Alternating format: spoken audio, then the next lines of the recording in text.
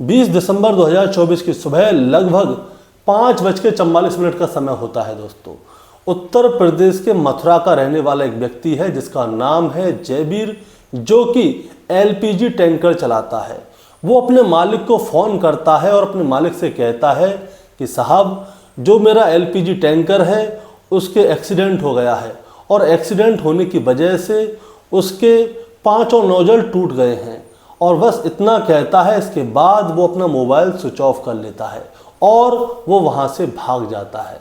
अब इसके बाद दोस्तों क्या होता है, 1 से 1.5 मिनट का समय होता है। उसके बाद वहाँ पे बहुत बड़ा धमाका होता है जिसमें कि लगभग 13 लोग जिंदा जल के मर जाते हैं और लगभग 30 लोग गंभीर रूप से घायल हो जाते हैं। आसपास के तकरीबन 30 से 40 वाहन जल के खाक हो जाते हैं। अब दोस्तों ये जो जयबीर है, जिस तरह से इसने अपनी जान बचाई, अगर ये चाहता तो वहाँ पे और लोगों को भी आगाह कर सकता था, उनसे भी कह सकता था कि यहाँ से भागो, क्योंकि यहाँ पे 18 टन गैस एक साथ रिसाव हो रही है। अब दोस्तों आज की कहानी से हम यही जानना चाहेंगे कि ये जयबीर कौन है और आखिर यहाँ पे ऐसा क्या हुआ था कि जिसकी वजह से 13 लोग जिंदा जल के मर गए और कुछ लोग तो ऐसे हैं जो कि अभी भी जिंदगी की जंग लड़ रहे हैं। दोस्तों कहानी शुरू करूंगा उससे पहले मैं बस आपसे यही कहना चाहूँगा कि अगर आप मेरे चैनल पर नए हैं तो चैनल को सब्सक्राइब कर दीजिएगा, ताकि रोजाना शाम को 8 बजे मैं आपके लिए एक सच्ची घटना की कहानी लेकर आ सकूँ। नमस्कार दोस्तों, मैं गौरव शर्मा और आप देख रहे हैं गौरव शर्मा सफ़र। दोस्तों आज की जो सच्ची घटना शुरू होती है वो शुरू होती है राजस्थान के जयपुर से। जयपुर के पास एक भांतरोटा करके जगह लगती है वहाँ से। लेकिन 14 दिसंबर 2024 की रात को लगभग 1:15 का समय रहा होगा। हरियाणा के पास गुरुग्राम है और गुरुग्राम के पास मानेसर जगह लगती है।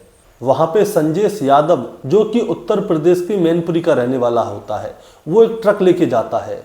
उस ट्रक का नंबर होता है NL01AG5923। इस ट्रक में कुछ सामान लोड करता है और इसके बाद इसे इस ट्रक को लेके गुजरात के कच्छ जाना था। कच्छ यानी कि मुंद्रा फोर्ट जाना था। इसके साथ 6 ट्रक और होते हैं, वो भी इसी कंपनी के होते हैं। ये 6 के 6 ट्रक एक साथ यहाँ से गुजरात जाते हैं, गुजरात के कच्छ जाते हैं और कच्छ के मुंद्रा पोर्ट जाते हैं। अब यहाँ पे जो इनका सामान था ये उसे वहाँ पे खाली करते हैं और खाली करने के बाद 18 दिसंबर 2024 को ये लोग मुंद्रा पोर्ट से वापस आते हैं।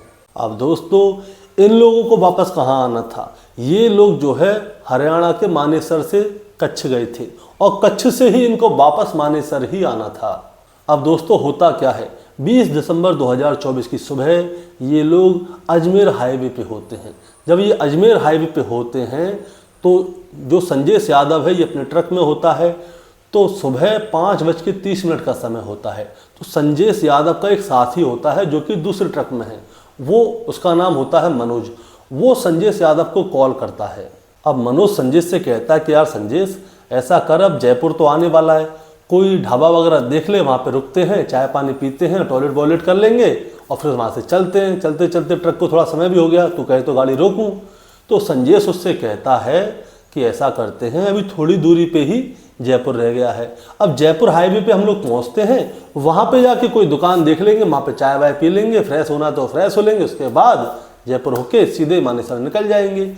अब क्या होता है दोस्तों, ये लोग, इनका कहना यही था कि आगे जो जयपुर रोड आएगा वहाँ पे जाके हम लोग चाय वगैरह पियेंगे। अब क्या होता है, अब जो मनोज था वो आगे निकल जाता है, लेकिन जब मनोज उसका इंतज़ार कर रहा होता है जाके जयपुर रोड पे, तो संजय आता नहीं है। अब बहुत देर हो जाती है। अब क्या होता है, जो मनोज है वो संजय को फ़ोन करता है। अब संजय को फ़ोन करता है तो उसका मोबाइल होता है स्विच ऑफ। दोस्तों जो मनोज था वो बार बार संजय को फ़ोन करता है, लेकिन मोबाइल तो स्विच ऑफ जा रहा है। अब मनोज बैठा हुआ इंतज़ार कर रहा होता है कि उसका ट्रक जा रहा हो तो मैं उसे हाथ दे के रोक लूँ। लेकिन होता क्या है दोस्तों, मनोज को थोड़ी देर बाद पता चलता है कि एक ब्लास्ट हुआ है, और जो ब्लास्ट हुआ है वो इसके दोस्त संजय यादव के ट्रक की वजह से ही हुआ है। अब दोस्तों ये भिड़ंत कैसे हुई थी मैं आपको ये बताना चाहूँगा। हुआ ये था कि ये जो संजेश यादव है ये अजमेर की तरफ से सीधा जयपुर की ओर जा रहा था। अब इधर से एक एलपीजी का एक कैप्सूल आ रहा था, इससे टैंकर भी बोलते हैं, कैप्सूल भी बोलते हैं। और इधर से जो दूसरी दिशा है वहाँ से यानी कि जयपुर की तरफ से एक कैप्सूल आ रहा था। अब कैप्सूल क्या है, जैसे ही रोड से जा रहा होता है जयपुर रोड पे, तो वहाँ पे डीपीएस स्कूल है, उसके सामने ही एक कट है। अचानक से क्या होता है, इस एलपीजी वाले कैप्सूल वाले ट्रक वाले के दिमाग में क्या आता है, ये वहाँ से अचानक से उस कट से यू टर्न लेना शुरू कर देता है। अब जैसे ही ये यू टर्न लेता है तो इधर से संजेश यादव का ट्रक आ रहा होता है। अब जैसे ही वो यू टर्न लेता है, इधर से संजेश यादव का ट्रक आता है और दोनों का टकराव हो जाता है। अब संजेश यादव क्या है, डर जाता है, क्योंकि उसके ट्रक से एक कैप्सूल का एक्सीडेंट हो गया है। अब संजेश यादव क्या करता है, ट्रक के अंदर ही बैठा रहता है, ट्रक से बाहर नहीं निकलता कि कहीं ऐसा ना हो कि उसकी उस दूसरे ट्रक वाले से कोई लड़ाई वगैरह हो जाए। वो ट्रक के अंदर बैठा बैठा बस यही सोच रहा होता है कि अब जो टैंकर का ड्राइवर है वो उसके पास आएगा ज़रूर, वो इससे शिकायत ज़रूर करेगा। वो सोचता है कि अब जो भी बात होगी उससे बात कर लेंगे, होगी सो देखी जाएगी, इसलिए वो ट्रक से बाहर नहीं निकलता। लेकिन दोस्तों उस टैंकर के ड्राइवर ने क्या किया, आप वो सुनिए। उस टैंकर के ड्राइवर का नाम था जयवीर। वो क्या करता है, जैसे ही भिड़ंत होती है वो अपने क्लीनर को जगाता है और उससे कहता है कि जितनी जल्दी हो सकता है उतनी जल्दी यहाँ से भाग, क्योंकि टैंकर की भिड़ंत हो गई है। अब जयवीर और उसका क्लीनर रोड पे से भागने का नंबर लगाते हैं और बहुत दूर तक भागते हैं। और जब उसे लगता है कि उसने बहुत दूरी तय कर ली है तो वो तुरंत अपने मालिक को फ़ोन लगाता है। उसके मालिक का नाम होता है अनिल कुमार पवार, जो कि दिल्ली में रहता है। वो उससे कहता है कि साहब मेरे टैंकर की जो है भिड़ंत हो गई है, जयपुर के पास भांगरोटा करके एक जगह है, डीपीएस स्कूल के सामने एक कट है, वहाँ पे एक ट्रक आके हमारे टैंकर से टकरा गया है, जिसकी वजह से टैंकर के 5 नोजल टूट गए हैं और गैस का रिसाव होना शुरू हो गया है। अब जैसे ही वो ये बात कहता है अपने मालिक से, उसके तुरंत बाद ही वहाँ पे बहुत बड़ा ब्लास्ट हो जाता है, धमाका हो जाता है। वो इतना बड़ा ब्लास्ट होता है, उसे देखकर वहाँ के लोग समझ नहीं पाते कि आखिर यहाँ पे हुआ क्या है और कैसे हो गया। दोस्तों ये धमाका इतना बड़ा था कि उसने लगभग 200 मीटर का सर्कल एरिया अपने अंडर में ले लिया था और 150 मीटर ऊंची उसकी लपटें दिखाई दे रही थी। आसमान में जो पक्षी उड़ रहे थे ना, वो भी उसमें जल गए थे। और 200 मीटर के सर्कल में जो भी वाहन हो, चाहे ट्रक हो, चाहे बस हो, चाहे कार हो, जो भी वाहन हो, वो सब जल के खाक हो गए थे। दोस्तों हुआ क्या था मैं आपको ये बताता हूँ। जब वो एलपीजी का जो टैंकर था वहाँ से यू टर्न ले रहा था तो उसके पीछे जो वाहन थे वो जो है रुक जाते हैं। अब वो रुक जाते हैं और उस समय उसका एक्सीडेंट हो जाता है। एक्सीडेंट होने के बाद लगभग 1 से 1.5 मिनट का समय मिलता है। उस 1 से 1.5 मिनट में क्या होता है, वहाँ पे या तो कोई अपनी गाड़ी में सिगरेट पी रहा होगा या फिर किसी चीज़ से कोई चिंगारी होगी, घर्षण से, या सड़क पे कोई चिंगारी होगी, उसकी वजह से ये धमाका अपना रूप ले लेता है। बताया जाता है कि वहाँ पे जो वाहन एक के पीछे एक लाइन लगा के खड़े हुए थे, उनमें लगभग 40 से ज़्यादा वाहन जल के वहाँ पे खाक हो गए, यानी कि उस गैस की चपेट में जो भी वाहन आया वो वहाँ पे धुआं धू के जलने लगा। और दोस्तों इसमें बताया जाता है कि लगभग 30 लोग गंभीर रूप से घायल हो गए। अब इन 30 लोगों को हॉस्पिटल पहुंचाया जाता है और उसके बाद न्यूज़ के ज़रिए से, सोशल मीडिया के ज़रिए से, अखबार के ज़रिए से ये पता चलता है कि मरने वालों की संख्या घंटे भर घंटे बढ़ती जा रही है। कभी खबर आती है कि 5 लोग मर गए, कभी 6, कभी 7, कभी 14, कभी 13। तो बाद में जो कंफर्म होता है एफएसएल टीम की तरफ से बताया जाता है कि इस हादसे में 13 लोग कंफर्म मर चुके हैं। अब दोस्तों इसके बाद में जो ट्रक का ड्राइवर है संजेश यादव, इसके बारे में जानकारी ली जाती है। ये कौन है, कहाँ से आया था। मैं आपको बताना चाहूँगा, जब ये ट्रक के अंदर बैठा हुआ था तो इसका पूरा ट्रक जल के खाक हो जाता है और जो इसकी बॉडी है संजेश यादव की, वो जल के इतनी सी हो जाती है कि वो एक पोटली के अंदर आ जाती है। अब इसके बाद में जब इस पोटली को खोला जाता है तो इसके बारे में पता चलता है कि ये जो संजेश यादव है ये उत्तर प्रदेश के मैनपुरी का रहने वाला है। संजेश यादव इसका नाम होता है, जो कि मानेसर से चला था कच्छ के लिए, लेकिन ये कच्छ से वापस लौट के अपने घर पे नहीं पहुंच पाता। दोस्तों अब जो पोटली बंद थी उसको खोलने के लिए संजय यादव का भाई आता है, उसका नाम होता है इंद्रजीत। अब जो इंद्रजीत है उसका डीएनए चेक किया जाता है और उस पोटली में खोल के देखा जाता है, जो उसका संजय यादव का जो छोटा सा हिस्सा बचता है, शरीर का जो कंकाल होता है, उसका डीएनए चेक किया जाता है। तो पता चलता है कि ये इंद्रजीत का भाई संजय यादव ही है। दोस्तों मैं आपको बताना चाहूँगा कि जो संजय यादव है वो 5 बहन भाई में तीसरे नंबर का था, और जब इसकी कहानी लोगों को पता चली तो लोगों को आंखों में आंसू आ गए। लोग सोचने पर मजबूर हो गए कि काश जो जयवीर ने खुद की जान बचाई भागकर वहाँ से, अगर वो चाहता तो लोगों को इसके बारे में बता सकता था, उनसे भी कह सकता था कि तुम भी लोग यहाँ से निकलो और भागो। अगर वो ऐसा करता तो शायद इतना बड़ा हादसा नहीं होता। अब दोस्तों ये कहानी जो है सोशल मीडिया के ज़रिए जगह जगह तक पहुंच रही थी। अब जो जयवीर है उसको तो पुलिस गिरफ्तार कर ही लेगी, वो चाहे कितना भी भाग ले। लेकिन एक मैनपुरी के थाना बिछवा का एक गांव लगता है चिर्रा, वहां का रहने वाला होता है लालू यादव, जिसकी उम्र लगभग 25 साल के आसपास होती है। और दोस्तों मैं आपको बताना चाहूँगा ये जो लालू यादव है वो इस घटना से 4-5 दिन पहले अपने घर से निकलता है।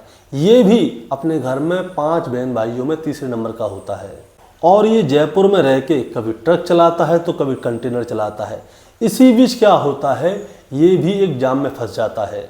अब दोस्तों जब ये जाम में फंसा हुआ था तो इसने सोचा कि थोड़ी देर बाद जाम खुल जाएगा।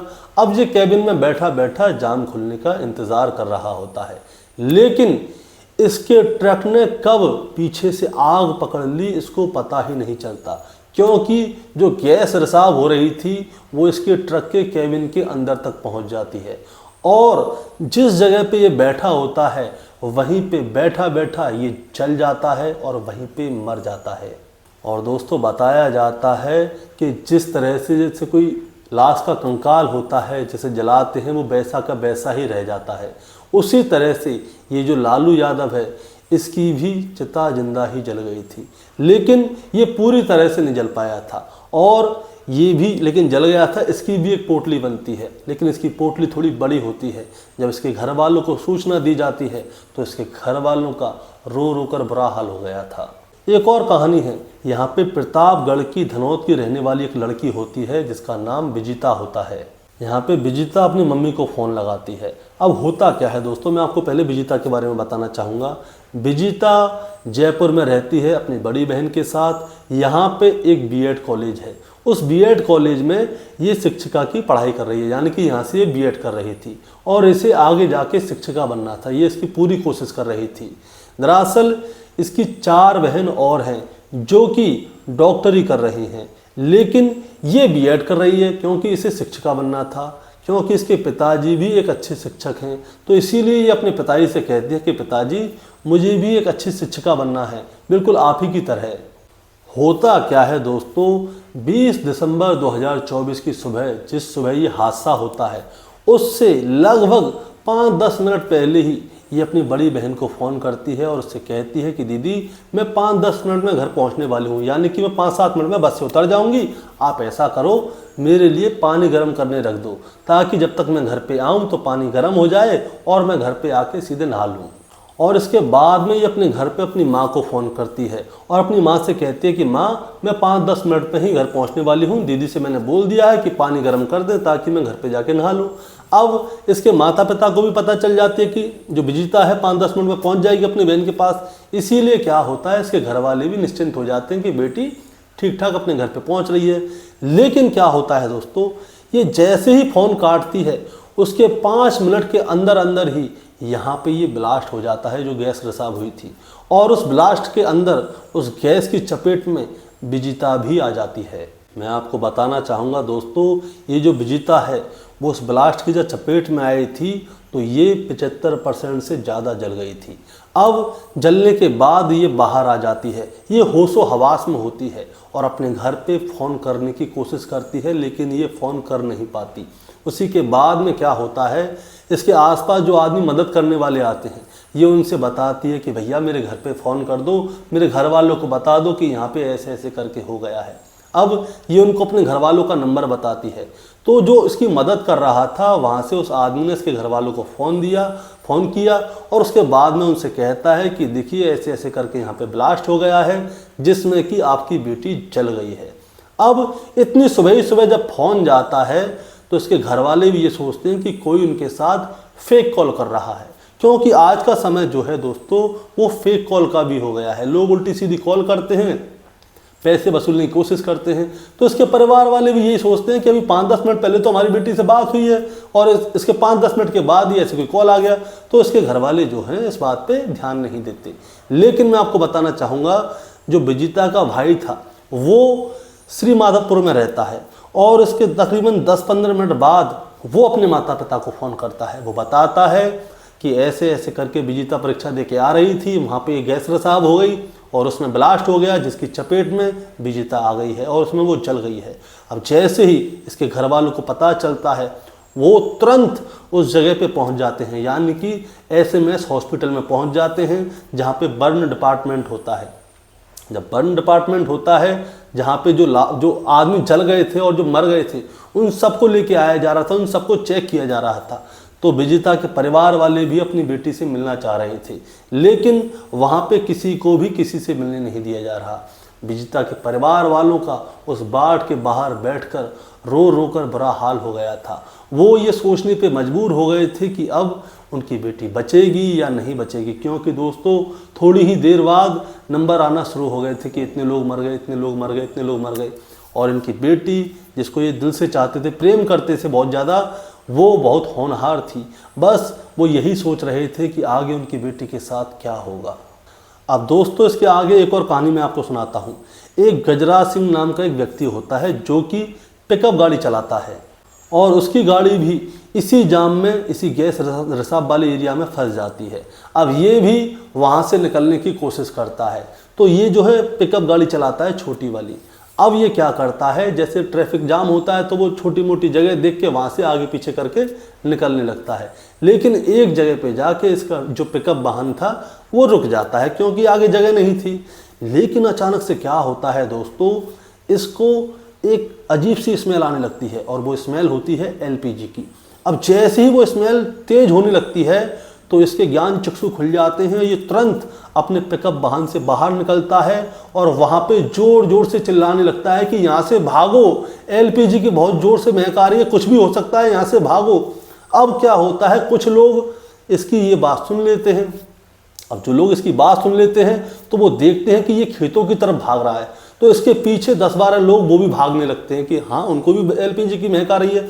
अब वो लोग जोर जोर से भागने लगते हैं, जितनी दूर ये हो सकता था उतना भाग लेते हैं। लगभग ये 300-400 मीटर दूर भागे थे और एक दीवार के पास जाके ये लोग बैठ जाते हैं और उतनी ही देर में ये देखते हैं कि इनकी गाड़ियों के पास वहाँ पे एक बहुत बड़ा धमाका हुआ है और पूरे एरिया में आग फैल रही है। जहाँ ये बैठे थे वहाँ तक आग बहती हुई जा रही है। आज रास्ते में जितने भी पेड़ थे वो सब जलते जा रहे हैं। अब ये लोग अपने आप को बचाने की कोशिश करते हैं, लेकिन दोस्तों मैं आपको बताना चाहूँगा, ये और इसके साथ में जितने भी लोग थे वो सभी इस आग में झुलस जाते हैं। दोस्तों वो आग इतनी विकराल थी कि उसके आसपास जितने भी वाहन थे, चाहे वो ट्रक हो, बस हो, गाड़ी हो, मोटरसाइकिल हो, सब जलता हुआ जा रहा था। आसमान में पक्षी जो उड़ रहे थे वो भी जल गए थे।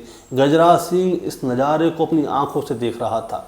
लेकिन दोस्तों एक चीज़ अच्छी हुई, एक चीज़ बुरी भी हुई कि गजराज सिंह भी इसमें झुलस गया था, उसका पैंट पूरा जल गया था, इसके साथ में जो लोग थे वो भी झुलस गए थे। लेकिन इसकी किस्मत बहुत अच्छी थी। अच्छी किस्मत इसलिए थी कि ये वहाँ से अचानक से इसको स्मेल आई और इसने ज़ोर ज़ोर से वहाँ पे चिल्लाना शुरू किया और ये वहाँ से भाग गया। इसकी इस अच्छी किस्मत के साथ साथ इसी की वजह से जो लोग इसके पीछे भाग रहे थे, जो क्योंकि ये चिल्ला रहा था कि यहाँ से जल्दी निकलो, जल्दी निकलो, जल्दी निकलो, गैस रिसाव हो रही है, तो लोगों ने इसकी बात भी सुनी। जो लोग इसके साथ भागे वो भी बच गए। काश दोस्तों जयवीर ने भी गजराज सिंह की तरह हिम्मत जुटाई होती, वो भी लोगों से कहता कि यहाँ से भागो, गैस रिसाव हो रहा है, कुछ भी हो सकता है। तो दोस्तों मैं आपको बताता हूँ कि जो ब्लास्ट हुआ है इसमें लगभग 1 से 1.5 मिनट का समय लगा था और जो लोग इसकी बात सुनते, मैं आपको बताता हूँ 200-300 मीटर दूर 1.5 मिनट में लोग भाग ही सकते हैं। अगर वो भागते तो अपनी जान भी बचा लेते। लेकिन यहाँ पे जयवीर ने क्या किया, किसी के बारे में कुछ नहीं सोचा, वो सीधा भागा, निकला ट्रक से, अपने कंटेनर से, और वहाँ से भागना शुरू किया। उसे सिर्फ अपनी जान बचाने से मतलब था, उसे दुनिया से मतलब नहीं था। और दोस्तों, जयवीर अगर ऐसा करता तो जो लोग मरे हैं, जो जिंदा जले हैं, वो कभी ना जलते। आपको मैं बताना चाहूँगा, यहाँ पे जो लोग जिंदा जल रहे थे तो वहाँ पे वो चीख रहे थे, चिल्ला रहे थे, और इनकी चीखने, चिल्लाने की और कराहने की आवाज़ हिंदुस्तान के घर घर तक पहुँची थी। और शायद ही कोई ऐसा रहा होगा जो कि इनके बारे में महसूस नहीं कर पाया होगा कि ये जो जले थे तो इनके साथ उस समय क्या हुआ होगा। दोस्तों, मैं आपको बताना चाहूँगा, हम इस खबर को जितना कुरेदेंगे यहाँ से उतनी ही कहानी निकलेंगी। अब मैं आपको क्या बताऊँ, यहाँ पे बहुत सारे लोग तो ऐसे हैं जो कि ज़िंदगी और मौत की जंग लड़ रहे हैं, और बहुत सारे लोग ऐसे हैं जो कि इस ज़िंदगी को छोड़ के जा चुके हैं, और उनके पीछे जो उनके परिवार के लोग हैं वो उनकी याद में रो रहे हैं। और जब जब इस हादसे को याद करेंगे वो तब तक रोते रहेंगे, क्योंकि बहुत सारे लोग ऐसे थे जो कि अपने परिवार की, अपने घर की जिम्मेदारी, पूरे घर को अपने ऊपर लेके चल रहे थे, और उनके घर का वही व्यक्ति यहाँ पे जल के मर गया। दोस्तों, इस घटनाक्रम को सुनाने का मतलब आपको परेशान करना है, विचलित करना नहीं है, बस आपको बताना है और जताना है, और ये भी बताना है कि ये जो घटनाक्रम हुआ था, इसके 300 मीटर की दूरी पे एक और ट्रक था, और वो पूरा का पूरा ट्रक माचिस की डिब्बियों से भरा हुआ था। और ये जो आग है ये उस ट्रक तक पहुंच जाती है, लेकिन तब तक वहाँ पे फायर ब्रिगेड भी पहुंच जाती है। लेकिन क्या होता है दोस्तों, वो जो माचिस की तिल्लियाँ हैं वो आग पकड़ लेती हैं, और वो धीरे धीरे करके सुलगना शुरू करती हैं, लेकिन फायर ब्रिगेड जब तक उसको बजाती है तब तक वो सारी की सारी माचिस की तिल्लियाँ जल जाती हैं। अब मैं आपको एक और बात बताऊंगा, इसी घटनास्थल के 300 मीटर के दूरी पे ही एक पेट्रोल पंप भी था। अगर ये आग उस पेट्रोल पंप तक पहुंच जाती तो ये हादसा और भी विकराल रूप ले सकता था, लेकिन ये आग 200 मीटर के सर्कल में ही रही। अब मैं आपको एक और बात बताना चाहूँगा, इस घटनाक्रम से 300 मीटर की दूरी पे ही एक LPG गैस स्टेशन भी था। अगर ये आग वहाँ तक पहुँच जाती तो आप सोचिए कितना बड़ा ये रूप ले सकती थी आग, ये घटनाक्रम कितनी बड़ी हो सकती थी, ये धमाका कितना बड़ा हो सकता था। अब सुनिए, मैं आपको एक और चीज़ बताता हूँ। ये जो घटनाक्रम हुआ था, यहाँ से थोड़ी ही दूरी पे एक और ऐसा ही कंटेनर, यानी कि LPG का एक और ऐसा ही कैप्सूल इस घटनाक्रम से 300 मीटर की दूरी के आसपास था, 200 से 300 मीटर की दूरी पे था। और ये आग उस तक पहुँचती तो है, लेकिन वो ब्लास्ट नहीं होता। और होता क्या है, वहाँ पे फायर ब्रिगेड पहुँच जाती है, वो देखती है कि ये जो कैप्सूल है आग की वजह से गर्म हो गया है, तो कईयों घंटे तक उसके ऊपर पानी का प्रेशर डाला गया और उस कैप्सूल को ठंडा किया गया, ताकि ऐसा ना हो कि ये भी आग पकड़ ले। अब आप सोचिए कि अगर वो कैप्सूल उस आग को पकड़ लेता तो क्या होता। अब दोस्तों, आपका क्या कहना है इस कहानी के बारे में, आप ज़रा हमें कमेंट में बताएं। चैनल पे नए हैं तो सब्सक्राइब करके जाएं, ताकि रोजाना शाम को 8 बजे मैं आपके लिए एक ऐसी सच्ची घटना की कहानी लेकर आ सकूं। नमस्कार।